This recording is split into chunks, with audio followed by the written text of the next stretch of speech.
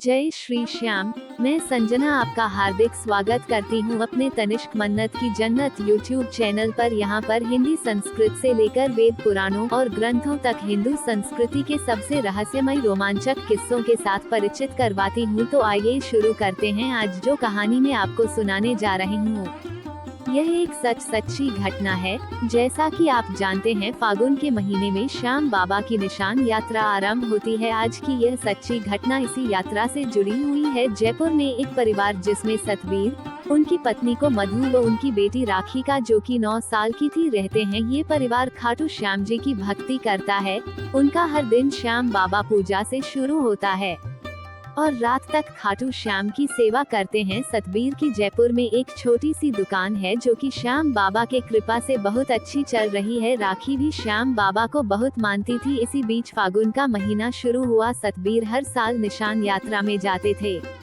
इस साल भी उन्होंने बाबा की निशान यात्रा में जाने का प्रोग्राम बना लिया, पर इस बार राखी ने जिद की कि वह भी बाबा की निशान यात्रा में हिस्सा लेगी।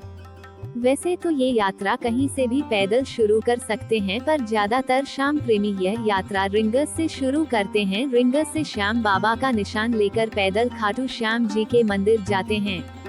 इसी बात को लेकर सतबीर जी सोच में पड़ गए कि उन्हें रिंगस से 4 घंटे लग जाते हैं। श्याम बाबा के मंदिर पहुंचने में ये छोटी सी बच्ची निशान लेकर इतना लंबा सफर कैसे तय करेगी। सतबीर और मधु ने बहुत समझाया पर राखी नहीं मानी। उसने जिद कर ली थी कि इस बार निशान यात्रा में जाना है। सतबीर और मधु गुमसुम सोच रहे थे कि बाबा का निशान, जो कि ध्वज होता है, उसे उठाकर धूप में ये बच्ची कैसे बाबा के मंदिर तक पहुंचेगी। परंतु राखी की जीद को देखते हुए वे मान गए और जयपुर से बस पकड़कर रिंगस चले गए।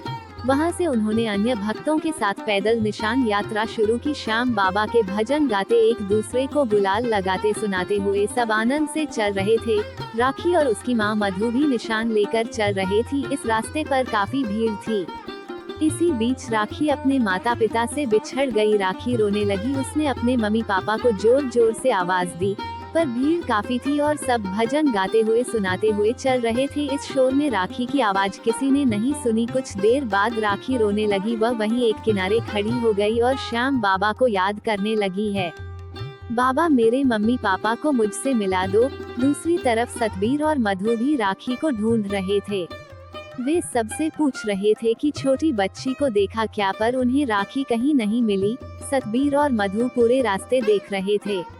वे वापस रिंगस तक आए, पर राखी कहीं नहीं मिली। फिर वे मंदिर के पास तक पहुंच गए, पर राखी का कहीं पता नहीं था। उनका रो रो कर बुरा हाल था। तभी उनके साथ चल रहे भक्तों में से एक ने कहा, आप मंदिर चलकर बाबा के दर्शन कीजिए। बाबा सब ठीक कर देंगे और मंदिर में लाउड स्पीकर पर आवाज लगवा देंगे। दोनों रोते हुए मंदिर गए। लाइन में लगकर श्याम बाबा के दर्शन किए। बाबा के सामने जाते ही दोनों रोने लगे। उसी समय मंदिर के पुजारी ने उनसे पूछा कि क्या बात है, तो उन्होंने सारी बात बता दी। तब उन्होंने कहा, कोई बात नहीं, आप ऑफिस में जाइए, वहाँ पता लग जाएगा। श्याम बाबा के दरबार से आज तक कोई खाली हाथ नहीं गया है। सतबीर और मधु दर्शन करके मंदिर के कार्यालय की ओर जा रहे थे। तभी उन्होंने देखा राखी दौड़ती हुई उनके पास आ रही थी। उन्होंने भागकर उसे गले लगा लिया। श्याम बाबा का बहुत धन्यवाद किया। कुछ देर बाद उन्होंने राखी से पूछा, तुम यहाँ कैसे पहुँच गई? तब उसने बताया, आपसे बिछड़ने के बाद वह रोते रोते सड़क के किनारे एक पत्थर पर बैठ गई।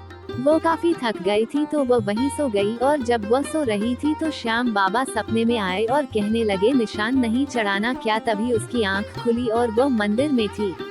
उसी समय सामने आप दोनों दिख गए। सतबीर और मधु की आंखों से आंसू बह रहे थे। वे श्याम बाबा के सामने नतमस्तक हो गए और कहने लगे, बाबा मेरी बेटी को सही सलामत मंदिर में ले आए। ये चमत्कार खाटू नरेश के दरबार में ही हो सकता है। जो भी श्याम प्रेमी बाबा के निशान यात्रा में शामिल होते हैं, उन पर श्याम बाबा की विशेष कृपा बनी रहती है, क्योंकि यह ध्वज विजय का प्रतीक है और श्याम बाबा के भक्तों की हमेशा विजय होती है। मित्रों, आपको यह वीडियो कैसी लगी हमें कमेंट बॉक्स में बताएं।